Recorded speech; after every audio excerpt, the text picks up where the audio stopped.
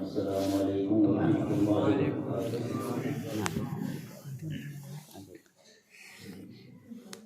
الحمد للہ رب العالمین والعاقبۃ للمتقین والصلاة والسلام على سید المرسلین وعلى آلہ وصحابہ اجمعین، اما بعد فاعوذ باللہ من الشیطان الرجیم، بسم اللہ الرحمن الرحیم۔ لن تنالوا البر حتى تنفقوا مما تحبون وما تنفقوا من شيء فإن الله به عليم۔ صدق الله مولانا العظيم وصدق رسوله النبي الأمين المتين الكريم، ونحن على ذلك لمن الشاهدين والشاكرين والحمد لله رب العالمين۔ آئیے ہم سب مل کر کے آقا نامدار، مدینے کے تاجدار، دونوں عالم کے مالک مختار، نائب پروردگار، بے کسوں کے کس، بے بسوں کے بس، ٹوٹے دلوں کے سہارا، اللہ تبارک و تعالی کے پیارے جناب احمد مصطفیٰ محمد مصطفیٰ صلی اللہ تعالی علیہ وسلم کی بارگاہ بے کس پناہ میں جھوم جھوم کر درود پاک کا نذرانہ پیش کریں، بلند آواز سے پڑھیں، اللہم صلی علی سیدنا و مولانا محمد وعلی آل سیدنا و مولانا محمد وآلہ وسلم۔ صلاۃ و سلام علیک یا رسول اللہ، صلاۃ و سلام علیک یا حبیب اللہ۔ محترم حضرات، ابھی تک آپ حضرات بہت ہی اچھے کلام، منقبت، نعت شریف سماعت فرما رہے تھے، اور حضرت مولانا مقیم صاحب نے بیان فرمایا، وہ بھی آپ حضرات نے سماعت فرمایا، اور ہمارے امام صاحب قبلہ بہت ہی اچھے انداز میں منقبت اور نعت نبی صلی اللہ علیہ وسلم آپ حضرات کے سامنے پیش کی، آپ حضرات نے بغور سماعت فرمایا۔ امام صاحب قبلہ نے تعریف ہماری بہت کر دی، حالانکہ اتنی تعریف والے ہیں نہیں، ہم آپ لوگ جانتے ہیں۔ تو تھوڑی دیر، چونکہ ان حضرات کا بھی خیال ہے کہ گاؤں میں زیادہ تر پروگرام وغیرہ ہوتے ہیں، ائمہ حضرات بزی رہتے ہیں پروگرام میں، اور کیونکہ ائمہ حضرات کو صبح اٹھنا بھی ہوتا ہے جلدی نماز کے لیے، اس لیے یہ بھی خیال رکھتے ہوئے تھوڑی دیر جو بھی آپ حضرات کے سامنے بیان کریں اس کو بغور سماعت فرمائیں۔ ایک بار درود شریف کا نذرانہ پیش کریں، بلند آواز سے پڑھیں، اللہم صلی علی سیدنا مولانا محمد وعلی آل سیدنا مولانا محمد وآلہ وسلم۔ صلاۃ و سلام علیک یا رسول اللہ، صلاۃ و سلام علیک یا حبیب اللہ۔ جگہ جگہ کے تمہیں تھک چکے ہنگامے، جگہ جگہ کے تمہیں تھک چکے ہنگامے، نشاط و لذت خواب گراں بدل ڈالو، سفینہ اپنا کنارے سے بھی لگ سکتا ہے، ہوا کے رخ پہ چلو بات وہاں بدل ڈالو۔ اور غلط روی سے منازل کا بہت بڑھتا ہے، غلط روی سے منازل کا بہت بڑھتا ہے، مسافر و روش کارواں بدل ڈالو۔ کہ اگر آپ کہیں کا سفر کر رہے ہیں اور غلط رویہ استعمال کریں گے تو وہ سفر آپ کے لیے لمبا ہو جائے گا، راستہ وہ آپ کے لیے لمبا ہو جائے گا۔ اس لیے شاعر کہتا ہے کہ غلط روی سے منازل کا بعد بڑھتا ہے، مسافر و روش کارواں بدل ڈالو، سفینہ اپنا کنارے سے بھی لگ سکتا ہے، ہوا کے رخ پہ چلو بادواں بدل ڈالو۔ نہ سنبھلو گے تو مٹ جاؤ گے ہندوستان والوں، نہ سنبھلو گے تو مٹ جاؤ گے ہندی مسلمانوں، تمہاری داستان تک بھی نہ ہوگی داستانوں میں۔ آج مسلمان جو تباہی کے دلدل میں پھنسا ہوا ہے، ذلت و رسوائی کے دن جو گزار رہا ہے، اگر وہ غور و فکر کرے کہ اسے آج یہ دن کیوں دیکھنا تو سمجھ لو تمہیں یہی جواب ملے گا کہ تمہاری بربادی کا سبب، تمہاری ذلت و رسوائی کا سبب یہی ہے کہ طریق مصطفیٰ کو چھوڑنا ہے وجہ بربادی، طریق مصطفیٰ کو چھوڑنا ہے وجہ بربادی۔ اسی سے قوم دنیا میں ہوئی بے اقتدار رکھتی، اور ہمیں کرنی ہے شہنشاہ بقا کی رضا جوئی، وہ اپنے ہو گئے تو رحمت پروردگار۔ تو محترم حضرات، آج جو مسلمانوں کو جگہ جگہ پہ ذلت و رسوائی کا سامنا کرنا پڑ رہا ہے، اس کی یہی وجہ ہے کہ ہم نے رسول اللہ صلی اللہ علیہ وسلم کے فرمان پر عمل کرنا چھوڑ دیا۔ ہم نے قرآن پاک جو ہمارے ہدایت کے لیے آیا تھا، اللہ تعالیٰ نے اتارا، اس پر عمل کرنا چھوڑ دیا، اور ہم نے صرف قرآن کریم کو جھاڑ پھونک کا وظیفہ بنا کر کے رکھ دیا۔ ہم یہ سوچتے ہیں بس قرآن شریف کی آیت پڑھ کر کے اوپر پھونک لو، بیماریاں دور، بلائیں دور، بھوت چڑیل بھاگ جائیں گی۔ یہی سوچ رہے ہیں ہم لوگ کہ قرآن شریف اللہ تعالیٰ نے بھوتوں کو بھگانے کے لیے اتارا۔ یہ ہم بھول گئے، اللہ تعالیٰ نے قرآن شریف میں ہر ایک چیز کے لیے ارشاد فرمایا۔ دین کے راستے پر چلنا قرآن کریم میں اللہ تعالیٰ نے سکھایا، اچھے کام کرنا، برے کاموں سے باز رکھنا اللہ تعالیٰ نے فرمایا۔ اس کے بعد میں اللہ تبارک و تعالیٰ نے سرکار کائنات صلی اللہ تعالیٰ علیہ وسلم کو ہمارے سامنے نمونہ قرآن بھیج دیا بنا کر کے، کہ ہم پڑھنے کے بعد ہو سکتا ہے ادھر ادھر بھٹک جائیں۔ ایک ہوتا ہے تھیوری اور ایک ہوتا ہے پریکٹیکل کرنا۔ انسان تھیوری کے ذریعہ سے پورا ماہر نہیں ہوتا ہے جب تک اپنے اس کام کی پریکٹس نہ کرے، اس پر پریکٹیکل نہ کرے۔ تو اللہ تبارک و تعالیٰ نے مسلمانوں کی ہدایت کے لیے قرآن کریم کو بھیجا، اور اس پر عمل پیرا ہونے کے لیے سرکار کائنات صلی اللہ علیہ وسلم کو بھیجا۔ گویا کہ سرکار کی زندگی ہمارے لیے ایک نمونہ عمل ہے۔ اگر ہم سرکار صلی اللہ علیہ وسلم کے فرمان پر، اللہ کے کلام کے مطابق زندگی گزاریں، سرکار کائنات صلی اللہ علیہ وسلم کی طرح اپنے آپ کو ان میں ڈھال لے، تو انشاءاللہ تعالی ہماری دنیا بھی سدھر جائے گی اور ہمارا رتبہ بھی سدھر جائے گا۔ مگر نہیں، ہم اس سے بہت دور نظر آ رہے ہیں۔ ہم نے تو قرآن کریم کو صرف قرآن خوانیوں کے لیے سمجھ رکھا ہے کہ قرآن خوانیوں کے لیے قرآن اتارا گیا۔ قرآن کریم کو صرف گنڈا اور تعبیروں کے لیے سمجھ رکھا ہے کہ صرف جھاڑ پھونک کے لیے قرآن اتارا۔ چلے جاؤ امام صاحب کے پاس، امام صاحب پھونک ڈال دو، ہمارا بچہ بیمار ہے، ہمارا بچہ رات میں چونک جاتا ہے، جاتے ہیں لوگ۔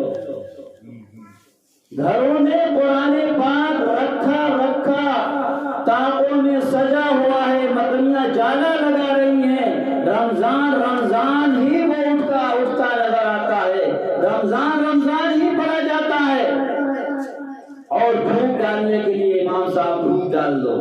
تو بتاؤ، تم نے قرآن کریم پڑھ لیا اور گھروں کی زینت بنا کر کے طاقوں میں سجا کر کے رکھ لیا، تو اس کی نحوست کہ قرآن کریم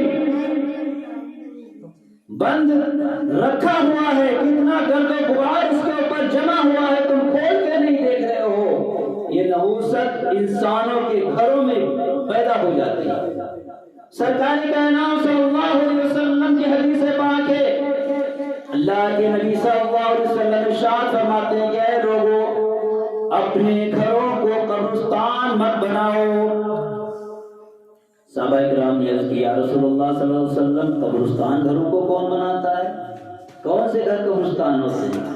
اللہ کے نبی صلی اللہ علیہ وسلم ارشاد فرماتے ہیں، جس گھر میں قرآن کی تلاوت نہیں ہوتی، جس گھر میں نماز نہیں پڑھی جاتی ہے، وہ گھر گویا قبرستان کی مانند ہے۔ اور غور و فکر کریں کہ ہم نے کتنے دن سے قرآن نہیں پڑھا؟ برائے نام ہم قرآن خواہ تو ہو گئے کہ کوئی پوچھے تو یہ کہہ سکتے ہیں ہاں ہم قرآن پڑھے ہوئے ہیں، مگر پڑھتے کتنا ہوگا؟ اگر نہیں پڑھ سکتے ہو کم از کم ایک رکوع ہی کی روزانہ تلاوت کر لیا کرو۔ قرآن کریم سے گھروں میں برکتیں آتی ہیں۔ جو کام قرآن کریم کی تلاوت کرنے کے بعد کریں گے انشاءاللہ تعالیٰ اس میں برکت حاصل ہوگی، برکت آئے گی۔ اللہ تعالیٰ نے کلام پاک کے اندر ہر چیز کا حل رکھ دیا ہے۔ ابھی میں نے جس آیت کریمہ کی تلاوت کا شرف حاصل کیا، اللہ تعالیٰ نے ارشاد فرمایا، چوتھے پارے کے اندر اللہ تعالیٰ ارشاد فرماتا ہے لن تنالوا البر حتى تنفقوا مما تحبون۔ اے لوگوں، تم بھلائی کو ہرگز نہیں پہنچ سکتے جب تک کہ اپنی پسندیدہ چیز اللہ کی راہ میں نہ خرچا کرو۔ اور آگے اللہ تعالیٰ ارشاد فرماتا ہے وَمَا تُنْفِقُوا مِنْ شَيْءٍ فَإِنَّ اللَّهَ بِهِ عَلِيمٌ۔ اور تم جو بھی اللہ کے راہ میں خرچ کرتے ہو اللہ تعالیٰ اس کو جانتا ہے کہ تم نے کیا خرچ کیا ہے۔ آج لوگ جب نماز پڑھنے کے لیے جمعہ مسجد میں جاتے ہیں تو کچھ لوگوں کا یہ معاملہ ہوتا ہے کہ گھر میں 2-4 نوٹ ہیں، اگر وہ کہیں نہیں چلیں گے تو مٹھی بند کر کے مسجد کی گولک میں چپے سے ڈال دیں گے کہ یہاں کوئی نہیں دیکھ رہا ہے۔ اللہ کے گھر میں کوئی نہیں دیکھ رہا، مٹھی بند کری گولک میں ہلکے سے سڑکا دیا۔ اور اگر کسی غریب فقیر کی مدد کرنا ہوتی ہے تو گھر میں جو جوڑا سب سے ردی ہو چکا ہے کہ اس کو انسان پہننا پسند نہیں کرے گا تو وہ سوچے گا چلو اب یہ فقیر کو دے دو، اس کے کام آئے گا۔ اتنی افسوس کی بات۔ اللہ تعالیٰ کیا ارشاد فرماتا ہے تم ہرگز بھلائی کو نہیں پا سکتے ہو، لن تنالوا البر حتى تنفقوا، تم ہرگز بھلائی کو نہیں پا سکتے ہو جب کہ اس کی راہ میں اپنی پسندیدہ چیز نہ خرچا کرو۔ غور کرو کہ جو تمہیں پسند نہیں تم فقیر کو دے رہے ہو، جو نوٹ تمہیں پسند نہیں وہ اللہ کے راستے میں مسجد میں ڈال رہے ہو، جو تمہیں نوٹ پسند نہیں ہے وہ نعت پڑھنے والے کو دے رہے ہو۔ غور کریے، اللہ تعالیٰ ارشاد فرماتا ہے وَمَا تُنْفِقُوا، تم جو بھی خرچ کرتے ہو اللہ کے راہ میں، یہ مت سمجھنا میں دیکھتا نہیں ہوں۔ وَمَا تُنْفِقُوا مِنْ شَيْءٍ، جتنی بھی چیز، تھوڑی ساری چیز بھی تم اگر اللہ کی راہ میں خرچ کرو گے تو میں اس سے لا علم نہیں ہوں، میں ہر ایک چیز کو دیکھ رہا ہوں۔ تو جیسا تمہاری کرنی ویسی بھرنی، جیسا خرچ کرو گے ویسے ہی اللہ کے نام راہ میں اس کا صلہ بھی پاؤ گے۔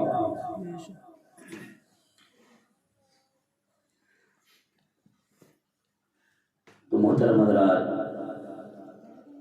یہ غور کرنا چاہیے جب یہ آیت مقدسہ اللہ تبارک و تعالی نے اتاری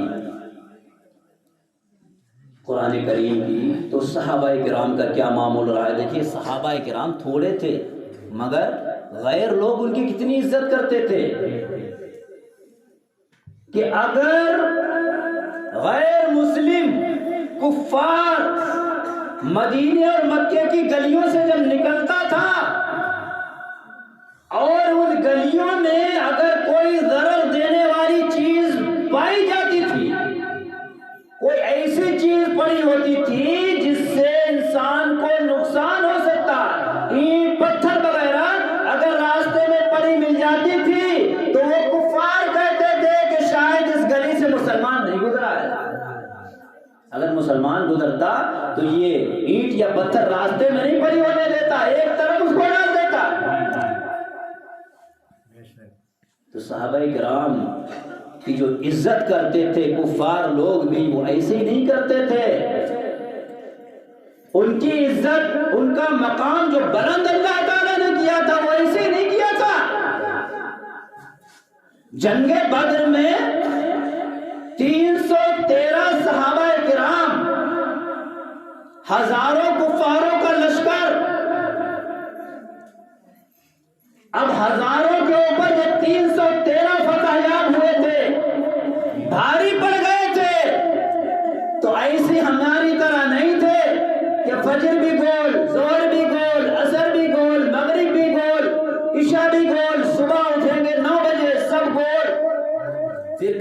ہمارا دور آئے گا، ہمارا وقت آئے گا، ایسی وقت آ جائے گا، سوتے سوتے وقت آئے گا۔ اپنوں سروں پہ ٹوپیاں سجا کر کے سارے لوگ صبح شام 5 وقتہ مسجد میں جاؤ اور نکلو، دیکھو کیسے غیروں کے اوپر تمہاری ہیبت طاری ہو جائے گی۔ مگر ہزاروں کی تعداد میں موجود ہوتے ہوئے بھی مسجد سے جب نکلیں گے تو 10-5 کے علاوہ نہیں دکھیں گے۔ تو صحابہ کرام رضی اللہ تعالیٰ عنہ کی جو اللہ تعالیٰ کی طرف سے مدد آئی تھی، 313 تھے جنگ بدر میں۔ مسلمان کتنے؟ 313۔ کفار 1000 سے زیادہ تعداد میں کفار۔ کفاروں کے پاس ہر طریقے کی اسلحہ، اور یہ 313 نہتے۔ اب اللہ تبارک و تعالیٰ نے ان 313 کی مدد فرمائی، ہزاروں کے اوپر یہ 313 بھاری پڑ گئے اور کفاروں کو میدان چھوڑ کر کے بھاگنا پڑا۔ تو نمازیں چھوڑ کے، قرآن پہ عمل نہ کر کے، وہ اتنے بلند نہیں ہوئے تھے، قرآن کے عامل تھے صحابہ کرام۔ جب ابرہہ بادشاہ نے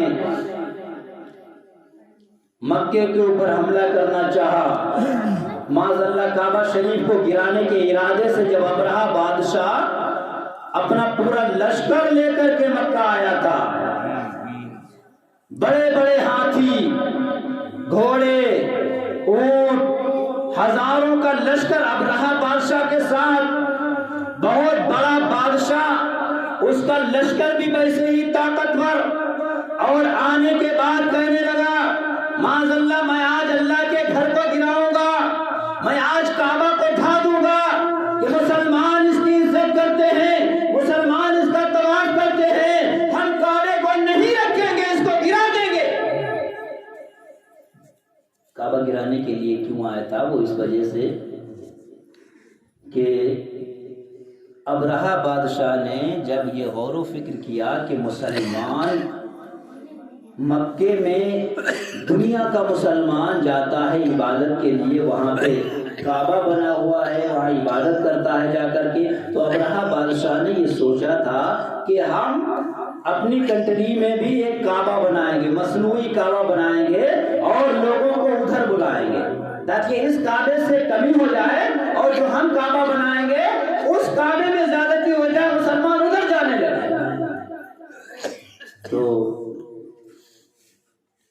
بنی قریش کے ایک شخص کو جب یہ پتا چلا کہ ابرہہ نے اپنا ایک مصنوعی کعبہ بنا لیا ہے اور لوگوں کو اپنے کعبے کی دعوت دے رہا ہے کہ ادھر جاؤ عبادت کرنے کے لیے، تو وہ شخص بہت زیادہ آگ ببولا ہو گیا، غصہ گیا، اور غصے میں گیا ابرہہ کی کنٹری میں جو اس نے کعبہ بنایا تھا، اس کعبے میں اس نے لیٹرین کر دی، جا کر کے اس کو گندا کر دیا وہاں پر۔ جب گندا کر دیا، ابرہہ بادشاہ نے دیکھا ہے ہم نے اپنا عبادت گاہ بنایا، اتنا خوبصورت، اتنا اس میں پیسہ خرچہ کیا، اور یہ عربی نے آ کر کے ہمارے کعبے کو گندا کر دیا، تو ہم ضرور ان کے کعبے کو ڈھا دیں گے۔ اسی غضب میں آگ بگولا ہو گیا وہ، اور اپنے پورے لشکر کو لے کر کے کعبہ گرانے کے لیے گیا تھا۔ اس وقت کعبے کے متولی عبد المطلب تھے، ہمارے نبی صلی اللہ علیہ وسلم کے دادا جان عبد المطلب کعبے کے متولی تھے، اور مکے کے ارد گرد عبد المطلب کے کچھ اونٹ چل رہے تھے۔ آتے آتے ابرہہ نے سب سے پہلے ان کے اونٹوں کو قبض کیا، ان کے اونٹ پکڑ لیے، اور اس کے بعد ایک اپنا آدمی بھیجا کہ جاؤ عبد المطلب کو خبر کر دے جا کر کے ہم کعبہ گرانے کے لیے آئے ہیں، اگر جسے روک ملے تو روک لے، اگر کسی کو جنگ کرنا ہے تو ہمارے سامنے آ جائے جنگ کرنے کے لیے، ہم کعبہ جانے کے لیے آئے ہیں۔ عبد المطلب کو جو پتا چلا کہ ابرہہ بادشاہ نے ہمارے اونٹ پکڑ لیے، تو عبد المطلب ابرہہ بادشاہ کے سامنے آئے۔ چونکہ عبد المطلب نبی کریم صلی اللہ علیہ وسلم کی دادا تھے، اگرچہ اس وقت تک ایمان نہیں لائے تھے، مگر ان کی ہیبت ابرہہ بادشاہ کے دل کے اندر بیٹھ گئی. لہیم شہیم لمبے چوڑے تھے عبد المطلب. جو ابرہہ بادشاہ کے سامنے گئے تو ابرہہ بادشاہ کہنے لگا عبد المطلب کہیے کیوں آنا ہوا ہے؟ شاید آپ اپنے کعبے کو بچانے کے لیے آئے ہیں، مجھ سے منتیں خوشامدیں کرنے کے لیے آئے کہ میں تمہارے کعبے کو چھوڑ دوں. نہیں، میں تمہارے کعبے کو چھوڑوں گا نہیں، آپ تو بغیر ڈھائے نہیں جاؤں گا یہاں سے. عبد المطلب نے کہا نہیں، تم غلط فہمی کے شکار ہو رہے ہو. میں کعبے کو روکنے کے لیے نہیں آیا ہوں، میرے اونٹ تم نے پکڑ لیے ہیں، ان اونٹوں کو چھڑانے آیا ہوں. اونٹ میری ملکیت ہے، کعبہ اللہ کی ملکیت ہے. اونٹوں کے بارے میں میں جانوں گا، اور جو اللہ کی ملکیت ہے وہ اس کی حفاظت وہ کرے گا. بادشاہ سوچنے لگا ارے اتنا بڑے قبیلے کے سردار اور یہ اپنے انہیں اونٹوں کی فکر. خیر ابرہہ نے ان کے اونٹ چھوڑ دیے. عبد المطلب اپنے اونٹ لے کے چلے آئے اور سارے لوگوں کو جمع کیا. مکے والوں کو چلو پہاڑی پر بیٹھ کر کے نظارہ کرتے ہیں اور دیکھتے ہیں کہ ابرہہ بادشاہ کعبے کو کیسے گرائے گا.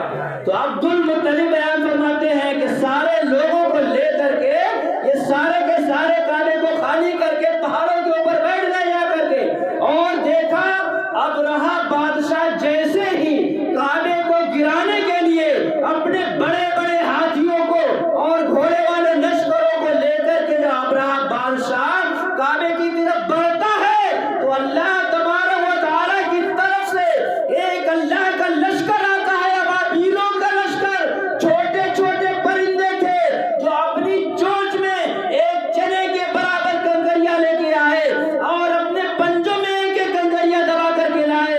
پورا جھنڈ آ کر کے ابرہہ بادشاہ کے اوپر منڈلانے لگا اور ہر پرندہ اوپر سے ایک کنکری چھوڑتا تھا. مصلحت الہی دیکھیے، اللہ کی قدرت کا کرشمہ دیکھیے.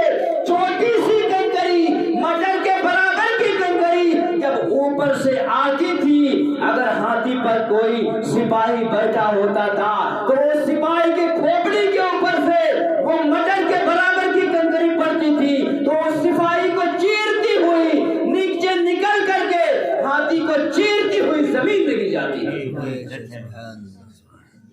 اللہ نے مدد فرمائی. اللہ والے اس وقت جتنے لوگ تھے وہ اللہ والے تھے، اللہ کی بات کو ماننے والے تھے، اس لیے اللہ نے ان کی مدد فرمائی تھی. سچے لوگ تھے. آج ہم لوگ بات بات پہ جھوٹ بول دیتے ہیں، خاص کر موبائل پر بہت جھوٹ بولتے ہیں کہ گھر میں ہے، کسی کا فون آیا کہاں ہو، ابھی ہم باہر ہیں، ذرا رک جاؤ. باہر ہیں کہاں؟ گھر ہی پہ ہے، آ جاؤ فوراً. تو موبائل بہت زیادہ جھوٹ بولتا ہے. اور جھوٹ جو ہے چاہے مذاق میں ہی کیوں نہ بولا جائے، جھوٹ جھوٹ ہوتا ہے. تو محترم حضرات، اللہ تبارک و تعالی نے ابابیل پرندوں کے ذریعہ سے کعبے کی مدد فرمائی. کعبے کو ڈھانے سے ابرہہ بادشاہ کے پورے لشکر کو بالکل مچ کر دیا.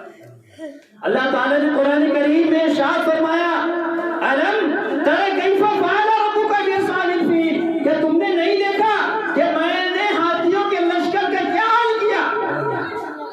الم یجعل کیدہم فی تضلیل، کیا میں نے ان کو اس بھوس کی طرح نہیں کر دیا کہ جو بھوس یا گھاس بھینسیاں چبانے کے بعد جب وہ اگلتی ہے اس کا کیا حال ہو جاتا ہے. ایسے ہی پورا لشکر تباہ و برباد ہو گیا اور پورے میدان میں پورا لشکر ایسے ہی سڑتا رہا پڑا ہوا. اللہ تعالیٰ نے مدد فرمائی تھی. تو مدد جبھی آئے گی. آج ہم بیٹھے ہوئے ہیں ہتھیار ڈالے ہوئے کہ اللہ کی مدد آ جائے، ہمارے اوپر ظلم و ستم ہو رہے ہیں، اللہ تعالیٰ مدد فرما، اللہ تعالیٰ مدد فرما. تو خالی کہنے سے اللہ تعالیٰ مدد نہیں فرمائے گا. ہم اللہ کی بات مانیں جب اللہ ہماری بات مانے گا. ہم اللہ کی نہیں سنیں گے اللہ ہماری کیسے سنے گا؟ پھر بھی بہت سنتا ہے. ہم اللہ کی نہیں سنتے پھر بھی اللہ بہت سنتا ہے. نماز نہیں پڑھتے ہیں مگر اللہ تعالیٰ رزق دینا بند نہیں کرتا. کھلاتا پلاتا ہے، اگر وہ چاہے رزق دینا بند کر دے. اگر اس کی تمہارے ساتھ مدد نہ رہے تو ایک سیکنڈ دنیا پر نہیں رہو گے. اللہ تعالیٰ بہت مدد فرماتا ہے مگر ہم اللہ کی نہیں سن رہے. تو غور کرنے کا مقام ہے. اللہ تبارک و تعالیٰ نے ارشاد فرمایا اے لوگوں تم بھلائی کو نہیں پہنچ سکتے جب تک کہ خدا کے نام پہ اپنی پسندیدہ چیز نہ خرچہ کر دو، اور تم جو بھی خرچہ کرتے ہو اللہ کے نام پہ جو بھی دیتے ہو اللہ تعالیٰ اس کو جانتا ہے۔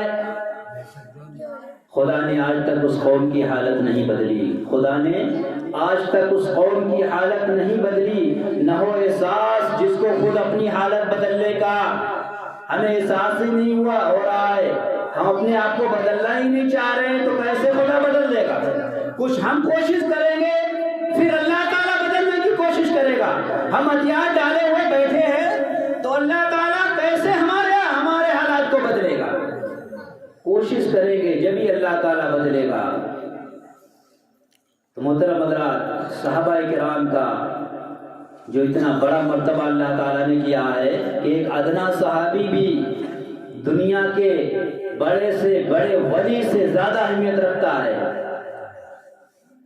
نبی کریم صلی اللہ تعالیٰ علیہ وسلم انبیاء کرام کے بعد سب سے بڑا مرتبہ صحابہ کرام کا ہوتا ہے۔ صحابہ کرام کے بعد تابعین کا، پھر تبع تابعین کا۔ صحابی اسے کہتے ہیں جس نے سرکار صلی اللہ علیہ وسلم کو ایمان کی حالت میں دیکھا ہو اور ایمان ہی کی حالت میں دنیا سے گیا ہو، وہ ہوتا ہے صحابی۔ تابعی وہ ہوتا ہے جس نے کسی صحابی کو ایمان کی حالت میں دیکھا ہو، اسی حالت میں دنیا سے گیا ہو۔ تبع تابعی وہ ہوتا ہے جس نے کسی تابعی کو ایمان کی حالت میں دیکھا ہو، دنیا سے گیا ہو۔ اس کے بعد مرتبہ آتے ہیں اولیاء کرام کے۔ تو صحابہ کرام کا مرتبہ اللہ تعالیٰ نے اتنا بلند و بالا فرمایا اس لیے کہ وہ سرکار صلی اللہ علیہ وسلم کے ایک ایک فرمان پر عملی جامہ پہنانے کے لیے تیار رہا کرتے تھے۔ آج ہم اگر اللہ کے نام پہ چند پیسے دینے کی باری آ جائے تو ادھر ادھر کونے جھانکتے ہیں، اور اگر خرافات میں ہزاروں روپیہ برباد کر دیتے ہیں، ذرا برابر احساس نہیں ہوتا۔ آپ دیکھیں کہ کہیں جب قوالیاں وغیرہ ہوتی ہیں تو کیسے لوگ پیسے لٹاتے ہیں۔ اگر مقابلے والی قوالی ہو، عورت اور آدمی دونوں قوالن اور قوالن دونوں آئیں تو دیکھو کیسے لوگ پیسے لٹاتے ہیں۔ ایسے لگتا ہے کہ حرام کی کمائی ایسے لٹاتے چلے جاتے ہیں۔ اللہ کے نام پہ اگر 100-200 روپے دینے کی بات آ جائے تو کہتے ہیں کہ پیسے نہیں ہیں، پیسے نہیں ہیں۔ کیسے دیا جائے؟ غور کرنے کا مقام ہے۔ انسان خرافات میں کتنے پیسے برباد کر دیتا ہے، اور اللہ کے نام پر جب دینے کی باری آتی ہے تو اس کی سانسیں رک جاتی ہیں۔ ابھی کل ہی کا واقعہ ہے، ایک ہمارے ملنے والے اپنے بچے کا برتھ ڈے منایا کل انہوں نے، حالانکہ ہماری دعوت تھی مگر ہم گئے نہیں، پچھلے بار گئے تھے۔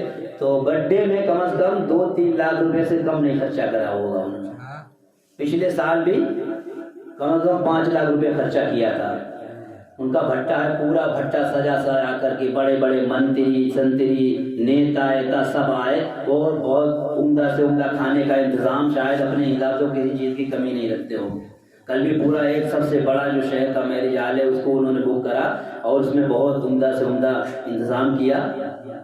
تو 2-3 لاکھ روپے سے کم کل بھی خرچہ نہیں آیا ہوگا۔ تو ہر سال ایسے 2-4-5 لاکھ روپے کو خالی اپنے ایک چھوٹے سے بچے کے برتھ ڈے میں خرچہ کرتے ہیں۔ تو غور کریے ہمارا معاشرہ کہاں جا رہا ہے۔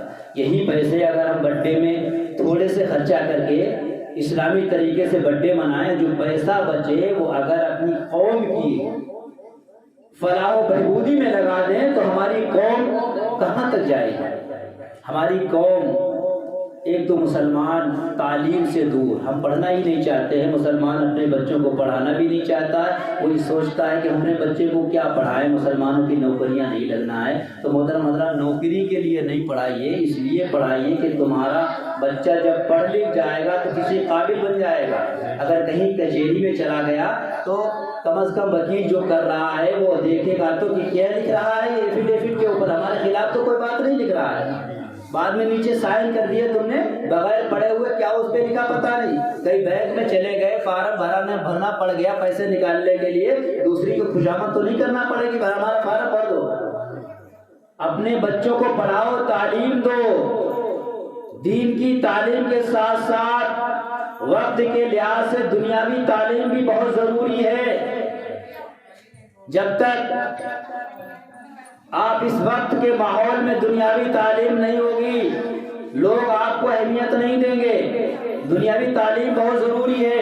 اگر ہماری قوم ان ساری چیزوں کو سوچ لے، جو لاکھوں روپیہ ایسے اپنے حرام کاریوں میں برباد کر دیتے ہیں، ان پیسوں کو جمع کر کے اگر اپنا اسلامک فنڈ بنائیں اور اس کے ذریعہ سے اپنے اسلامک کالجز یا بڑی بڑی سنستھائیں قائم کریں اور مسلمان بچوں کو اعلیٰ سے اعلیٰ تعلیم دلائیں اور انہیں ڈاکٹر، انجینئر بنوائیں، پروفیسر بنوائیں، تو آج ہماری قوم جو غیروں کے چکر لگاتی ہے، غیروں کو کالجز میں ہم اپنی بہنوں بیٹیوں کو بھیجتے ہیں جہاں پر ان کی عزت و آبرو خطرے میں رہتی ہے، ہمارے بچے غیروں کی خوشامدیں کرتے رہتے ہیں، اگر یہ چیز ہمارے معاشرے میں ہو جائے تو انشاءاللہ تعالی ہم بھی کامیاب نظر آئیں گے۔ دوسروں کی خوشامدیں کرتے نہیں دکھیں گے، ہم بھی کہیں گے ہاں ہمارا بھی کالج ہے، ہم اپنے بچے کو اپنے اسلامی کالج میں پڑھائیں گے، اپنے بچے کو اپنے اسکول میں پڑھائیں گے، اس کو وہاں سے ہم ڈاکٹر، انجینئر بنوائیں گے۔ اپنی عورتوں کو غیر محرم و ڈاکٹروں کے پاس نہیں بھیجیں گے، ہماری قوم کی بچیاں ہی اچھی سی اچھی ڈاکٹر ہیں، ان کے پاس ہم بھیجیں گے۔ مگر یہ اور فکر کرنے کی ضرورت ہے، جو ہم حرام خوریوں میں ادھر ادھر جو پیسہ اپنا برباد کرتے ہیں، اسی پیسے کو کسی اچھی راستہ میں استعمال کریں۔ آج دیکھیے اگر کوئی مسلمان غریب ہے تو وہ غریب ہی رہ جاتا ہے، اور رمضان کا مہینہ آنے والا ہے، دیکھیے ہر ایک دروازے پر جو پیشہ ور فقیر ہے وہ مانگنے کے لیے آ جاتے ہیں، ان کو انسان بڑا خوشی سے دے دیتا ہے۔ اور ہمارا مسلمان بھائی ہماری رشتہ داری میں ہمارا بھائی بن، چچیرا پتیرا بھائی بن، اگر اس کے اندر خودداری ہے، وہ غربت کی زندگی گزار رہا ہے، مگر وہ گھر میں ایک وقت فاقہ برداشت کر لے گا، مگر کسی کے سامنے ہاتھ نہیں پھیلانا گوارا کرے گا، وہ بیچارہ حقیقت میں تمہاری مدد کا وہی مستحق ہے، مگر وہ نہیں، اس تک تمہارا پیسہ نہیں پہنچ رہا ہے اور تم غور و فکر بھی نہیں کیا، دوسرے کو دے رہے ہو، پیشہ ور فقیروں کو دے رہے ہو، اور غور و فکر تم نے نہیں کیا اور تمہارا پیسہ وہ لینا بھی نہیں چاہ رہا ہے۔ کیوں؟ اس لیے کہ اگر ہم اس کی 100-200 روپے سے مدد کریں گے تو 10-20 لوگوں کو ضرور بتائیں گے کہ فلاں کی ہم نے مدد کی۔ آج رمضان آنے والا ہے، دیکھ لو انسان روزے کی افطاری کراتا ہے، کسی روزہ دار کو افطاری کی کٹ بانٹی جاتی ہے، فوراً سب سے پہلے سوشل میڈیا کے اوپر وہ ویڈیو بنا کر کے ڈالتا ہے کہ ہم نے اتنے روزہ داروں کو افطار کی کٹ بانٹی ہے، اتنے روزہ داروں کی افطار کرائی ہوئی، فوراً ویڈیو بنا کر کے ڈالتا ہے۔ کوئی غریب ہے، اس کو 100-200 روپے اگر مدد کرے گا، فوراً فوٹو کھینچے گا، سیلفی لے گا کہ دیکھو ہم نے اتنے لوگوں کو مدد کی ہے، اتنے پیسے دیے ہیں۔ اب بتا، جو پیشہ ور فقیر ہوگا اسے تو اعتراض نہیں ہوگا، وہ تو پیشہ ور ہی ہے، اور جو حقیقی معنوں میں جس کے پاس کھانے کو نہیں ہے، وہ چاہے ہمارا بھائی برادر ہی کیوں نہ ہو، وہ یہ کام کر لے گا، وہ تو کہے گا یہ تو ہماری عزت اڑانے میں لگے ہوئے ہیں، اسے اپنی عزت کی فکر ہے، مگر تمہیں اس کی عزت کی فکر نہیں ہے۔ اللہ کے نبی صلی اللہ علیہ وسلم نے ارشاد فرمایا کہ اپنے مسلمان بھائی کی مدد کرو۔ اللہ کے نبی صلی اللہ علیہ وسلم ارشاد فرماتے ہیں کہ مسلمان وہ ہے جس کی زبان اور ہاتھ سے مسلمان بھائی اس کے سلامت رہے۔ آج ہم اپنے مسلمان بھائی کو تکلیفیں دے رہے ہیں، زبان سے بھی تکلیفیں دے رہے ہیں، طاقتور ہے تو ہاتھ پیر سے بھی تکلیفیں دے رہے ہیں، تو کون سے مومن ہیں؟ اب اپنے مسلمان بھائی کی اگر تم مدد کر دو، 2-4 لوگوں کو بتاؤ، اللہ کے نبی صلی اللہ علیہ وسلم تو ارشاد فرماتے ہیں کہ اگر دائیں ہاتھ سے مدد کرو تو بائیں ہاتھ تک کو خبر نہیں ہونا چاہیے۔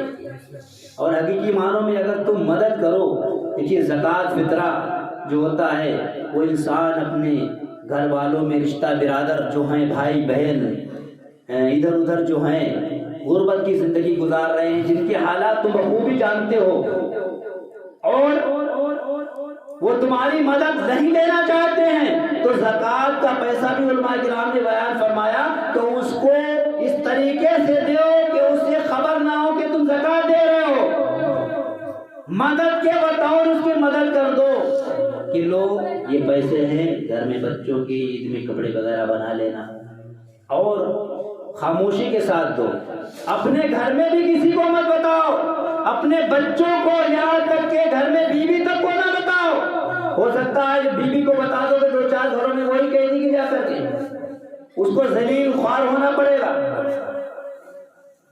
اللہ کے نبی صلی اللہ علیہ وسلم نے ارشاد فرمایا اپنے مسلمان بھائی کا بہت ہی خیال رکھو، اور خاص طریقے سے ارشاد فرمایا پڑوسی کا خیال رکھو۔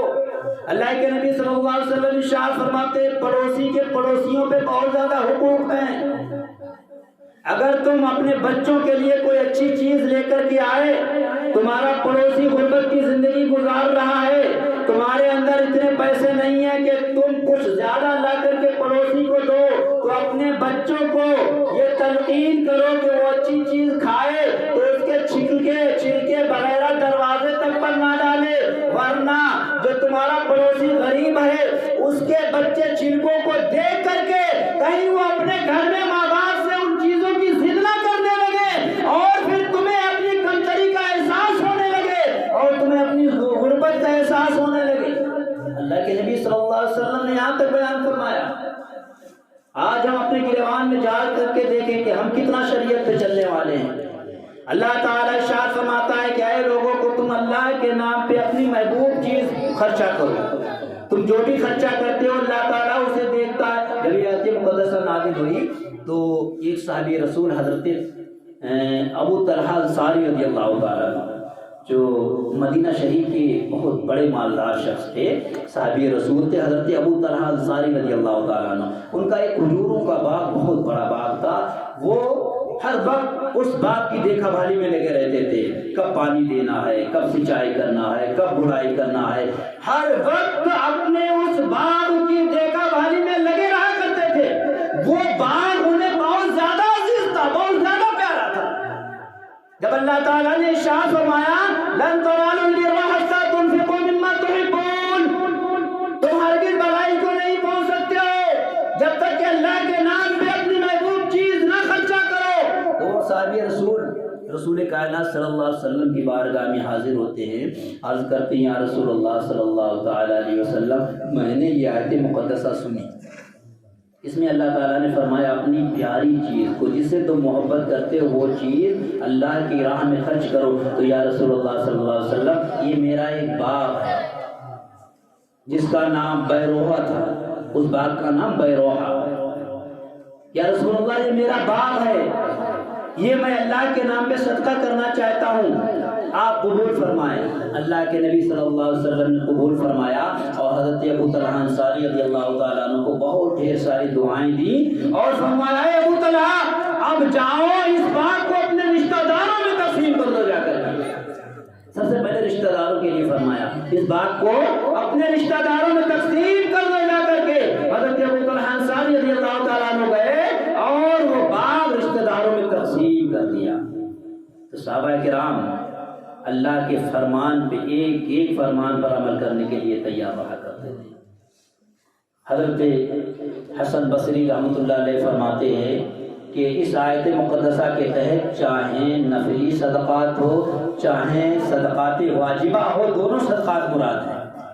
نفلی صدقات بھی اللہ کے راستے میں وہی دینا چاہیے جس سے آپ محبت کرتے ہیں، جو آپ کو پیاری ہے، اور واجبات صدقات بھی اللہ کے نام پہ وہی دینا چاہیے جو آپ کو سب سے زیادہ پیارا ہے۔ حضرت عمر فاروق اعظم رحمۃ اللہ علیہ نے جب یہ آیت مقدسہ سنی تو ان کے پاس ایک بہت ہی خوبصورت باندی تھی۔ پہلے کے زمانے میں باندیاں چلا کرتی تھی کہ لوگ خرید لیا کرتے تھے اپنے کام کے لیے، تو بہت خوبصورت باندی تھی۔ حضرت فاروق اعظم رضی اللہ تعالیٰ عنہ وہ باندی کو سرکار صلی اللہ تعالی وسلم کی بارگاہ میں حاضر ہوتے ہیں، یا رسول اللہ صلی اللہ علیہ وسلم یہ بانی مجھے بہت زیادہ عزیز ہے، مجھے بہت زیادہ پیاری ہے، یا رسول اللہ صلی اللہ علیہ وسلم میں اسے اللہ کے نام پر آزاد کرتا ہوں۔ آپ نے اس باندی کو آزاد کر دیا۔ حضرت زید بن حارثہ رضی اللہ تعالیٰ عنہ نے جب یہ آیت مقدسہ سنی تو ان کے پاس ایک بہت ہی عمدہ عربی نسل کا گھوڑا تھا جو انہیں بہت زیادہ پیارا تھا۔ اس اپنے گھوڑے کو سرکار صلی اللہ علیہ وسلم کی بارگاہ میں لے کر کے آئے، عرض کرنے لگے، یا رسول اللہ صلی اللہ تعالیٰ علیہ وسلم، میں نے اس آیت مقدسہ کو سنا ہے کہ اللہ کے نام پہ وہ چیز خرچہ کرو جو تمہیں سب سے زیادہ پیاری ہے، تو یا رسول اللہ صلی اللہ علیہ وسلم یہ گھوڑا مجھے بہت زیادہ پیارا ہے، اس کو قبول فرما لیجئے اور اللہ کے نام پہ صدقہ کر دیجئے۔ سرکار کائنات صلی اللہ علیہ وسلم نے فرمایا کہ اے زید بن حارثہ، اس گھوڑے کو اپنے بیٹے اسامہ کو دے دو جا کر کے۔ حضرت زید بن حارثہ رضی اللہ تعالیٰ عنہ عرض کرتے ہیں، یا رسول اللہ صلی اللہ علیہ وسلم یہ گھوڑا میں صدقہ کرنے کے لیے لایا ہوں، آپ اس کو میرے بیٹے ہی کو لوٹا رہے ہیں، کیا بات ہے؟ اللہ کے نبی صلی اللہ علیہ وسلم ارشاد فرماتے ہیں کہ اے زید بن حارثہ، اللہ تعالیٰ نے تمہارے اس صدقے کو قبول فرما لیا ہے، اب اس کو اسامہ کو دے دو جا کر۔ حضرت عمر بن عبدالعزیز رحمۃ اللہ علیہ، ان کا یہ معمول تھا کہ وہ اللہ کے نام پہ شکر کی بوریوں سے بھری ہوئی شکر اللہ کی بارگاہ میں لوگوں میں صدقہ کیا کرتے تھے۔ لوگوں نے ان سے پوچھا کہ حضور، آپ شکر خرید کر کے صدقہ کرتے ہیں تو پیسہ ہی آپ صدقہ کر دیا کرو۔ تو حضرت عمر بن عبدالعزیز رحمۃ اللہ علیہ فرماتے ہیں، چونکہ شکر مجھے بہت زیادہ پیاری ہے، میں شکر سے بہت پیار کرتا ہوں، میں شکر کو بہت زیادہ استعمال کرتا ہوں، اس لیے میں یہ چاہتا ہوں اللہ کے نام پہ وہ چیز خرچہ کروں جو مجھے پیاری ہے، اس لیے میں اپنے پیسے سے شکر خرید کر کے لاتا ہوں، پھر شکر اللہ کی راہ میں صدقہ کرتا ہوں۔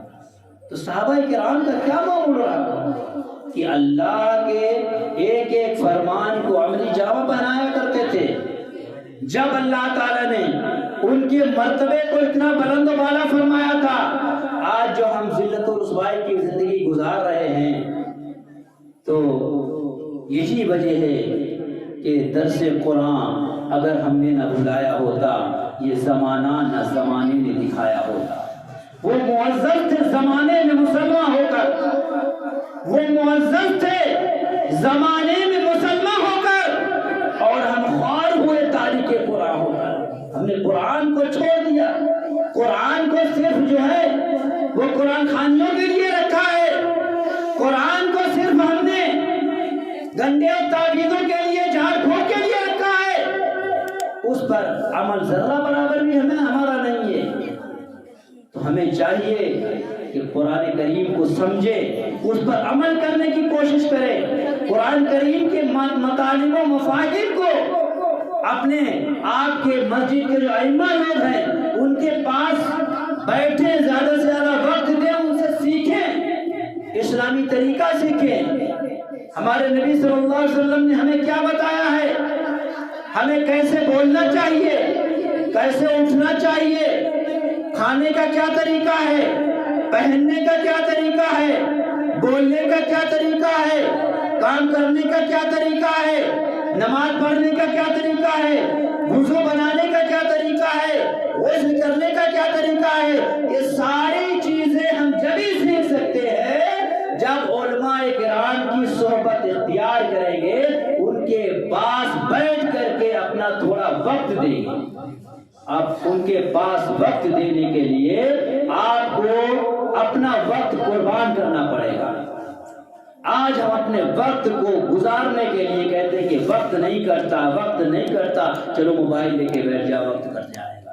رات میں 10 11 12 بجے تک رات تک چھوٹے چھوٹے بچے بھی موبائل چلاتے رہتے ہیں۔ تو بتاؤ، وہ ہمارے بچے جن کو اسلام کے مطابق زندگی گزارنا تھی، آج وہ موبائلوں کے شوقین ہو چکے ہیں، موبائلوں میں اپنی زندگیاں گزار رہے ہیں۔ تو بتاؤ ہمیں اسلام کا طریقہ کیسے آئے؟ اور جو وقت چل رہا ہے یہ تو مسلمانوں کے لیے بہت ہی بہت ہی نازک دور ہے، چونکہ مسلمانوں کے اندر سے اسلامک چیز کو نکالنے کی کوشش کی جا رہی ہے، حد درجہ نکالنے کی کوشش کی جا رہی ہے۔ مسلمانوں کے مدرسوں سے بھی کوشش یہی ہے کہ اسلام کو ختم کیا جائے۔ آج تک جو مسلمان بچے ہندی اسکول میں پڑھتے تھے تو ہندی کے جو کورسز تھے اس میں بھی بہت سارے واقعات، اسلامک واقعات آ جایا کرتے تھے۔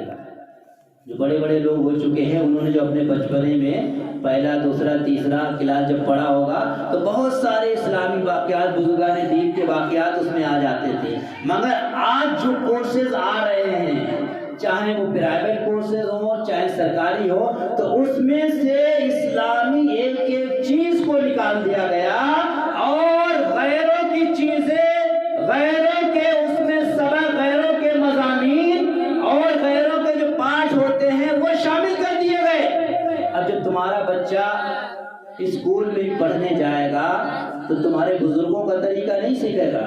آپ نے دوسرے تیسرے کلاس میں پڑھا ہوگا، غوث اعظم کا واقعہ پہلے آتا تھا، غوث اعظم کے بچپنے کا دور کہ انہوں نے اپنی ماں سے سچ بولنا کیسے سیکھا تھا، تو اس کو سیکھ کر کے بچے یہ کوشش کرتے کہ ہم بھی سچ بولیں۔ تو آج وہ چیز ہمارے بچوں کے سامنے آئے گی نہیں، اسکول میں وہ چیز دی نہیں جائے گی۔ اب اپنے بچوں کو اگر تمہیں اسلام میں ڈھالنا ہے، مسلمان بنانا ہے، تو تھوڑی سی بھائی قربانیاں دینا پڑے گی۔ گھر میں بٹھا کر کے بزرگوں کے واقعات ان کو سنانا پڑے گی، اسلامی باتیں سنانا پڑے گی، مسجد کے امام صاحب کے پاس انہیں بھیجنا پڑے گا کہ تاکہ وہاں پر جائے کچھ اسلامی طریقہ سیکھ جائے۔ آج ہمارے اندر ہم ہی اسلام سے دور ہیں، اپنے بچوں کو کیا سکھائیں گے؟ ہم بھی اور ہمارے ماں اور بہنیں بھی اسلام سے دور ہیں، کیونکہ بچوں کا سب سے پہلا اسکول جو ہوتا ہے وہ ماں کی گود ہوا کرتی ہے۔ اب ہماری بچوں کی مائیں ہی اس قابل نہیں کہ انہیں اسلامی باتیں سکھائے، وہی اسلام سے دور ہے، وہی نماز نہیں پڑھ رہی تو بچوں کو کیا سکھائیں گی؟ انہی کو نہیں معلوم کہ غسل میں کتنے فرائض ہیں، بچوں کو کیا بتائیں گی؟ انہی کو نہیں معلوم کہ وضو کے کتنے فرائض ہیں، نماز میں کتنے شرائط ہیں، نماز کے کتنے فرائض ہیں، تو بچوں کو کیا بتائیں گی؟ جبکہ پہلا اسکول بچوں کا ماں کی گود ہے، تو اس لیے ماں بہنیں وہ بھی سیکھنے کی کوشش کریں اور ہمارے مسلمان بھائی بھی سیکھنے کی کوشش کریں اور اپنے بچوں کو بھی سکھائیں، ورنہ تو ہماری قوم کا اللہ مہربان کہ ہماری قوم سے اسلام کیسے مٹایا جا رہا ہے۔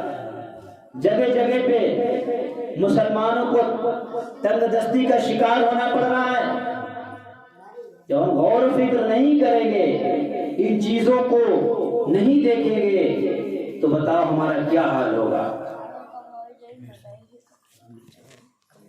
اللہ تعالیٰ سے